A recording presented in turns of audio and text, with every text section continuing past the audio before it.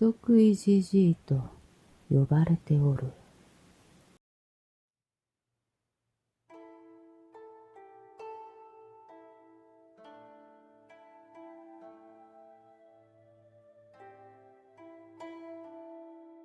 第2章第1話妖怪の女呼び名の裏側。原作語り春美月。どんなに暗闇をさまよおうと、もがいてももがいても光が差さぬ時は差さない。いつか来る未来には幸せになれると思えた頃は少し優しすぎたのかもしれない。きっと暗闇の中でも心の中に明かりを灯す術を知っていたのだろう。今となっては何もわからない。明かりの灯し方も道しるべの見つけ方も、夢かうつつかそれさえももうわからない。恐れることも憎むことも時には大切なのかもしれない。それが生きることにつながるのなら。だけど今はそれすら考えられない。女は朦朧とする意識の中さまよっていた。私はどこにいるのだろう。ここで何をしようとしているの。とても真っ暗。ここは森の中。ああ、わからない。ここはどこ？とても大切な人ができた。かけがえのない人ができたの。とても愛しくて、愛しくて、そんな思いだけでは誰かを幸せにするなんてできなかった。ねえ母さん、それでも私はきっと幸せ者だとそう思いたいの。あの人に会いたい。この子に会いたい。だけど愛する者を守り抜くことができない私はどうすればいいの？すべてに終わりを告げることができたなら楽になれるのかな。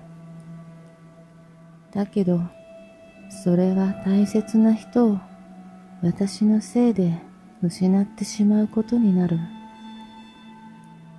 ああ、どこまで今にも果てそうな力を保っていれば道は開けるの？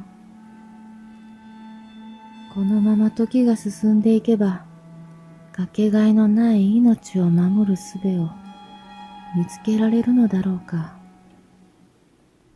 私は本当に妖怪の女？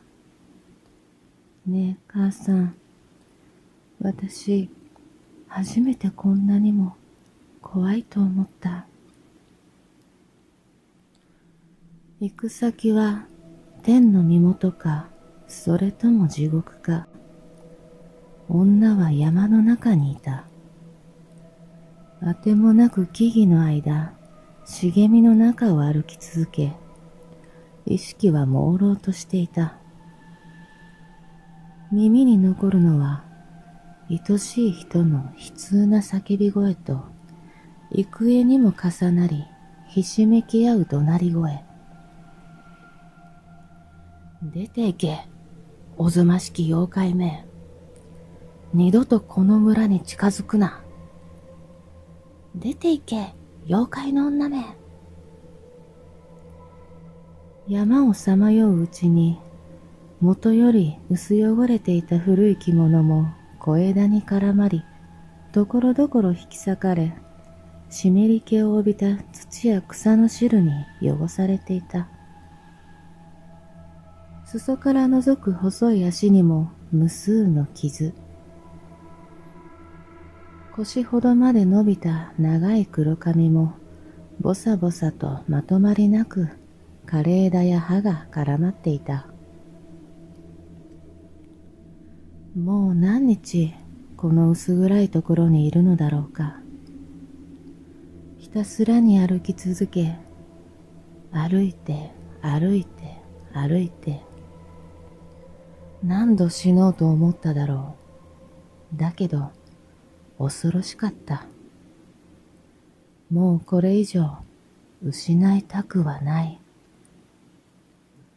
女が村を後にしてからすでに3日は過ぎていた。とうに熊や狼に食い殺されていてもおかしくないというのに、未だ姿を見ることもなかった。歩き続けるうちに、どこからともなく地獄からの使者が来ることに期待さえしていた。自ら命を絶つことをしないと同時に、生きようとする意志も残っていなかった。もし生きようとしていたなら、木の実を探し、川場を探し、そのために歩くことをしただろう。しかし女は、そのためではなく、自分の居場所、行く先を探すかのように、たださまよっていた。女は身ごもっていた。愛する人の子をお腹の中に眠る子を思えば思うほど、彼女は苦しんだ。苦しみたくなかった。子供のために苦しむだなんて、私はひどい母だ。そう思っていた。しかし、産みたくとも育てられるわけがない。村を追放され、山をさまよっている限り、頼れる人なんてどこにもいない。このまま共に死を迎えようかと考えるたびに、枯れたと思っていた涙がまた溢れる。いやよ、この子の命まで奪ってしまうなんて。幸せにしてあげたい。だけどできない。帰る里もなければ、暖を取る家もない。お金もなければ、食べるものさえ。幸せにしてあげたい。だけど、できない。でも、死なせたくない。飢えと疲れで、女の意識は徐々に遠ざかっていった。ゆっくりと膝をつき、自分が倒れたことにも気づかないまま、湿った土と草の香りを感じたような気がした。ごめんなさい。私の赤ちゃん。ごめんね。うつろとした目からは、地面も木々もすべてが傾いて映っていた。視界に焼き付けられた景色も薄れていく。世界が暗闇の中に薄れていく。女が意識を失うほんの一瞬、古びた家が見えた気がした。それが幻覚かどうかを確かめる力もなく、彼女のまぶたは閉じられた。闇に包まれているのだろうか。それとも、ただこの目が光を感じられないのか。何もない空間。しかし、どこからともなく、ざわつくようなささやき声が聞こえた。それは次第に大きくなり、叫び声へと変わった。お前の持つ顔は人間の顔を盗んだものなんだろう。揚力で我が息子をたぶらかし村に居座り、いずれこの地を地獄の果てに変えるつもりか。おぞましい妖怪め。今まで何人の男を食べたんだ。お前は狐の妖怪だろう。みんなわかっているぞ。今までお前に情けをかけてきたというのに、ずっと村のみんなを騙してたんだな。消えろ。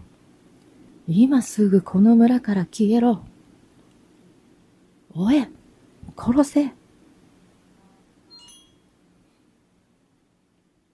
叫び声が渦をなして飛び交い、その声の主の顔が次々と浮かんでは消えた。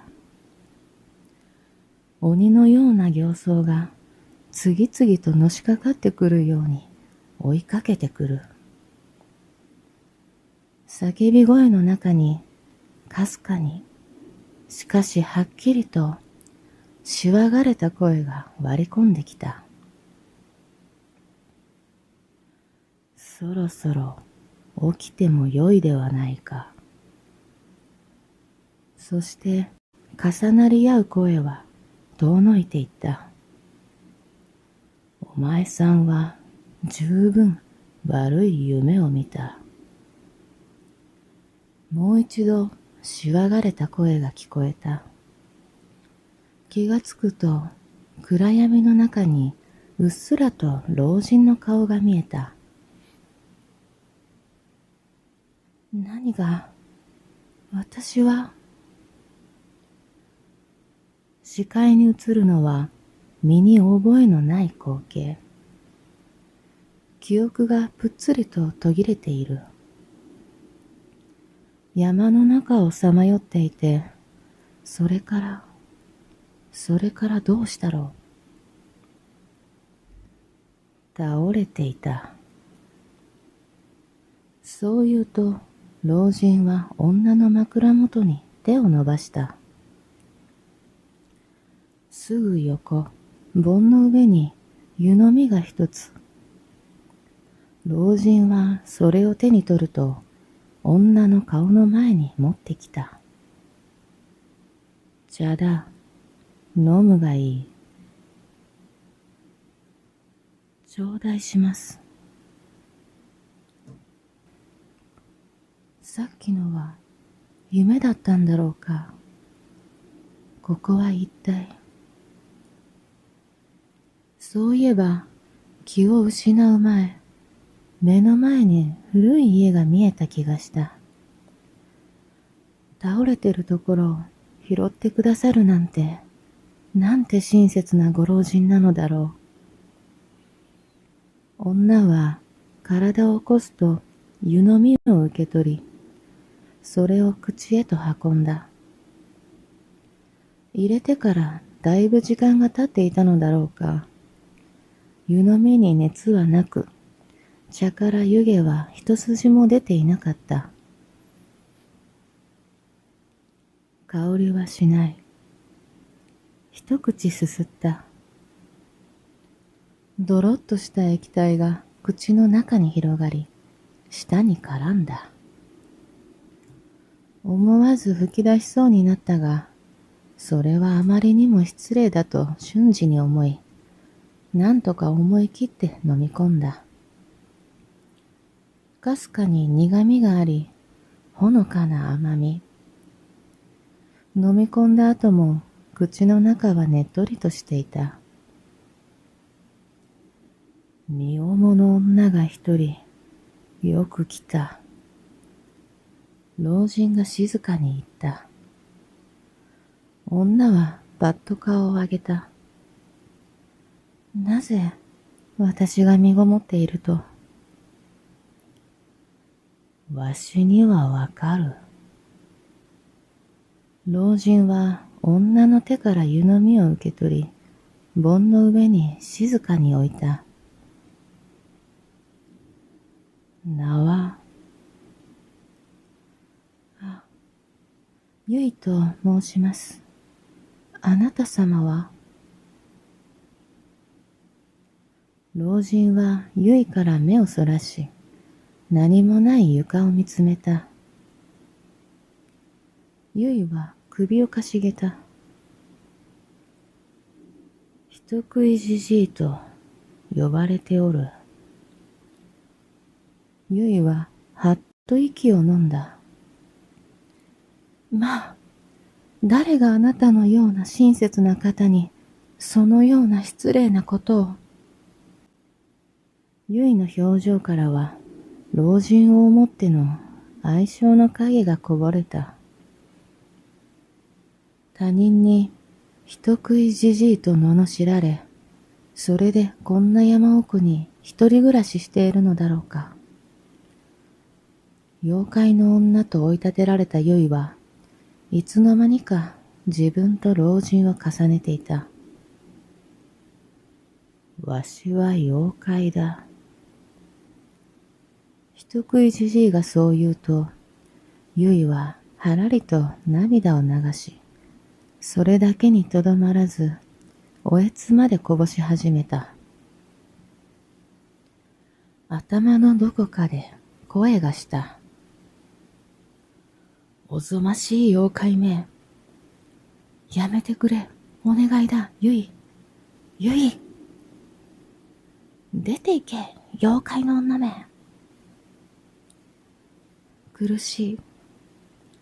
ゆいはぎゅっと目をつぶった。なぜ涙を流す？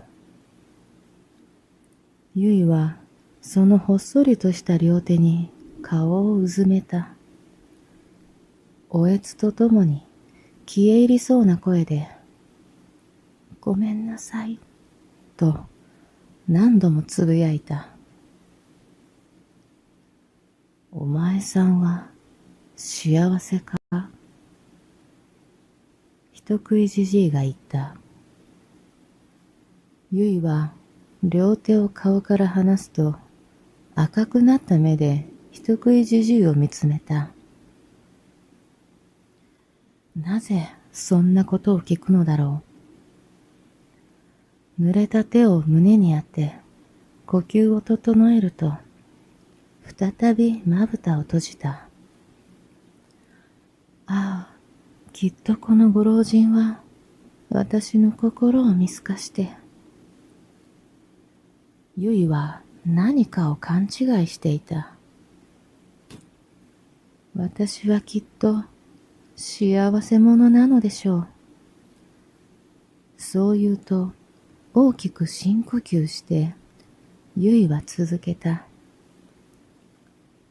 だからこそ私はとても罪深い。